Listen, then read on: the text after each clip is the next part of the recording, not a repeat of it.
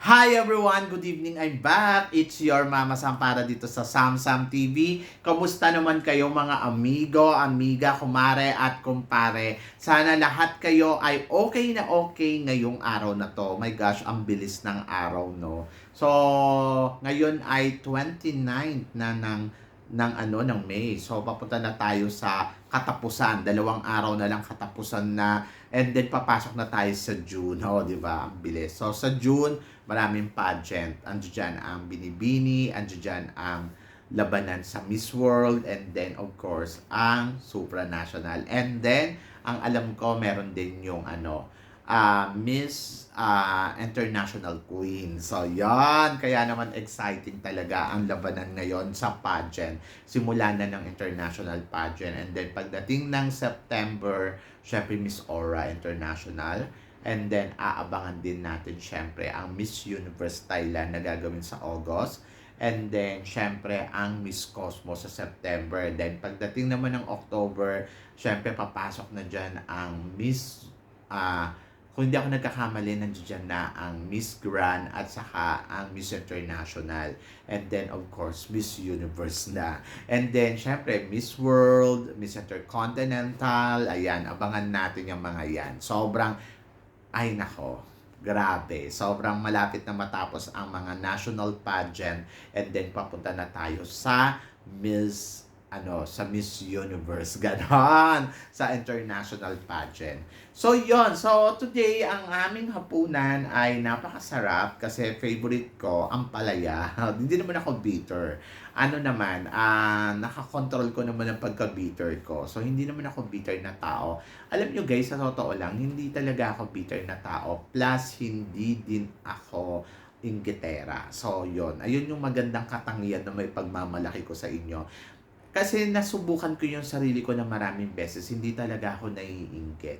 Hindi ako naiinggit sa mga bagay-bagay. Halimbawa, nakikita ko, ay, meron siyang ganito, gusto ko din yan. No. Halimbawa, nakakita ko, ay, yung friend ko bumili ng bagong iPhone. So, bibili din ako. No. Hindi talaga ako inggitera. Kasi parang feeling ko, para sa kanya yon at swerte siya, meron siya noon. So, hinihintay ko na yung momento na makabili din ako. Saka hindi talaga ako mahilig sa mga materials na yung mga gadget, yung gano'n. Tama na sa akin yung phone na Samsung, okay na ako doon. Hindi rin ako yung mga, ay gusto ko yung Samsung, yung 24, gano'n. No, wala akong mga ganyang eksena. Hindi talaga ako kumbaga parang hindi ako nasisilaw sa mga ganyan. Ang the best na gusto ko ay syempre, kumain ng mga favorite kong food, lalo na ang McDonald's, Pizza Hut, mga ganon. Kaya kumokontrol-control na rin ako kasi syempre alam nyo na, mahirap na. So, mas maganda din naman na control-control. Pero mas panalo talaga ako na gusto ko talaga food trip. Hindi rin ako mahilig sa mga travel, punta doon, punta dito, no. Tama na sa akin yun manood ng sine, mamasyal konti sa mall, bumili, mag-shopping konti sa shopping. Hindi rin ako mahilig. Yung sabihin mo na, tara, mag-shopping tayo ng bonggang-bongga. Hindi. Simple lang akong tao. Kung ano yung nakikita niyo sa akin, yun na ako. Ganon. Pero, ang isang may pagmamalaki ko nga sa sarili ko, hindi ako inggiterang tao. Ganon! Ay, nako. Marami kasi mga taong inggitera, pangit na ugali yan. So, yon. So, dapat piliin natin maging masaya, maging masigla, at maging maayos yung buhay natin sa paraan na alam natin at tama. Na wala tayong nasasagasaan na ibang tao. Ganon. So, eto na. Siyempre, ang pag-uusapan natin ngayon. Ang sabing ganon, 2 Pilipina beauty queen daw natin ang lalaban sa Vietnam ngayong taon na to. Actually, parang feeling ko 3 eh. Ito nga daw si Krishnan Gravides kasi daw ang Miss Charm daw ay gagawin sa Vietnam ngayong taon na to. Ang sabi ng ganun next month nga daw, pero parang wala naman announcement ang Miss Charm. So hindi ko na alam kung ano na mangyayari sa pageant na yan. Tulad nga na sinabi ko, may experience na ako dyan ng bonggang-bongga. Kasi dati naalala nyo si Yuki, yung taga-Japan. So si Yuki kasi nanalo siya ng Miss Charm Japan. Tapos siya yung ipapadala. In-interview ko pa nga eh. Tapos, after nun, wala na. Iba na yun nangyari. Hindi na siya yung pinadala kasi parang postpone nga yung pageant ng ano. Tapos parang meron na namang ipapadala, tapos na-postpone na naman. So hanggang sa natuloy na nga yung ikatlong pagkakataon, pangatlong taon. Naiintindihan ko yung time na yun kasi COVID nga naman. So medyo mahirap nga naman mag-pageant.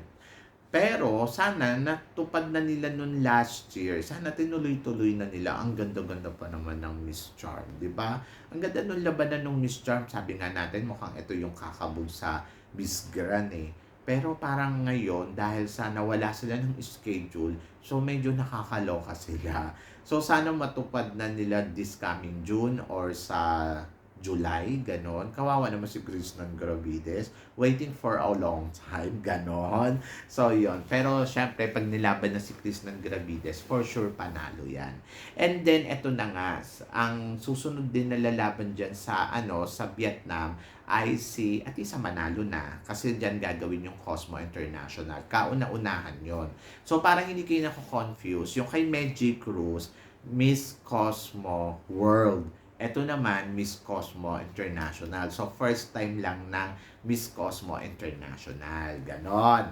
So, sa Vietnam din. Ang alam ko ang Miss Earth, di ba? In-announce din nila na gagawin din nila sa Vietnam yung Miss Earth 2024. So, ang akin, parang tatlong pageant sa Vietnam. In fairness naman sa Vietnam, ang bongga. Ang alam ko din ang Intercontinental sa Vietnam din yata. Parang ganon.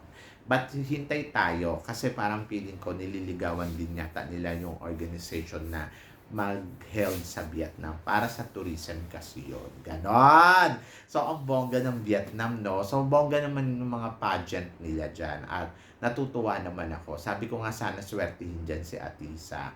So, doon naman siya nagsasabi, nako, si Mama Sam, ang bitter naman, hindi na naka-move on kay Atisa. Lagi na lang binibida daw yung manok ko. Actually, hindi ko naman manok si Atisa.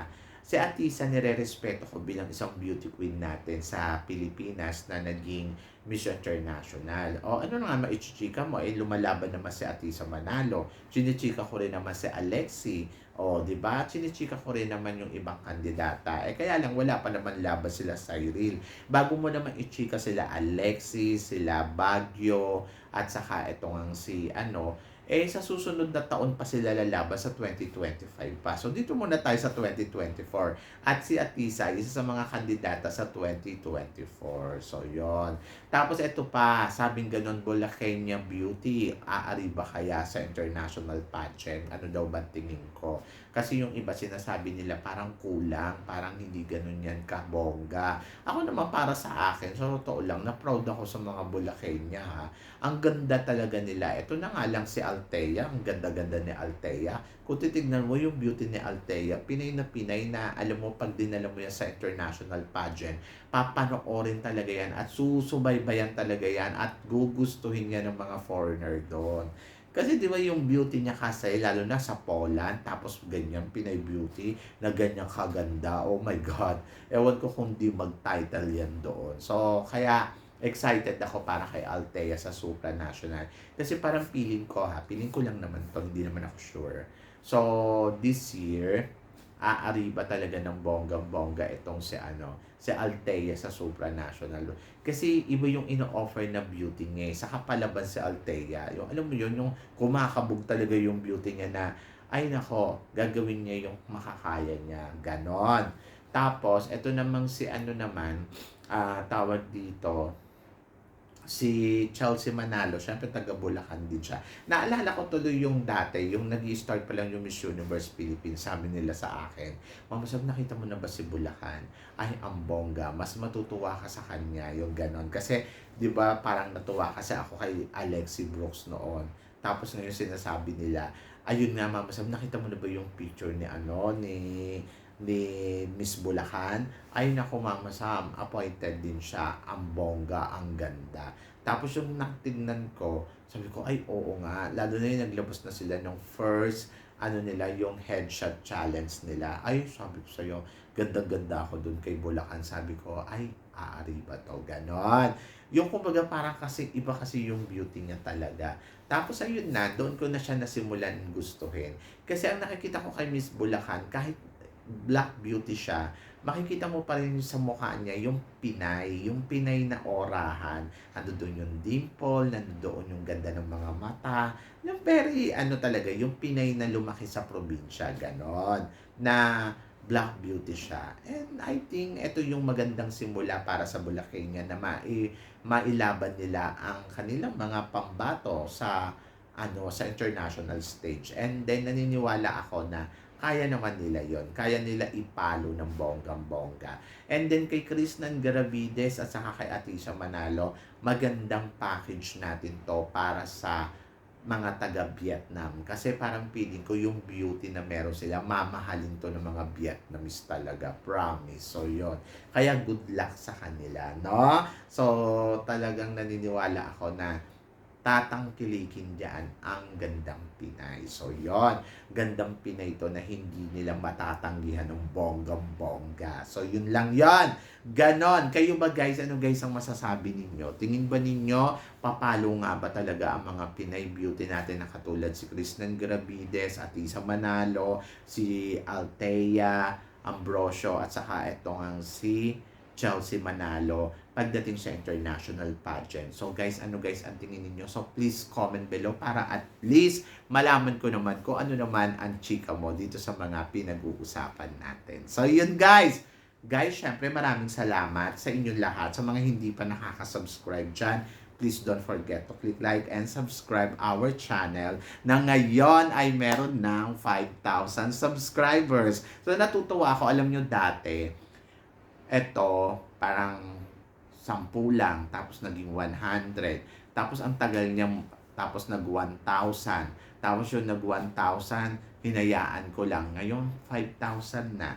So, ang plano kong gawin dito sa channel kong to, syempre, malapit na akong bumelo sa mga, alam mo yon yung pag ano-ano. Kasi meron naman na akong 2 channel for, tawag dito, for pageant. Yung Mama Sam Vlog, yung Mama Sam update natin, at saka yung eto ngang Sam Brusas Crown. So ngayon, eto, wala, chika-chika lang ako dito. Pero ang plano ko dito talaga ay yung daily vlog talaga. So sana supportahan ninyo kapag sinimulan ko. So yon. So guys, maraming salamat at thank you sa lahat ng mga nagsasubscribe dito sa Samsam TV. So hanggang dito na lang guys. Hanggang sa muli nating chikahan! See you tomorrow. So, yan. Nasabihin ko sana paalam eh. So, see you tomorrow. Ganon. So, guys, good night and sweet dreams sa atin lahat.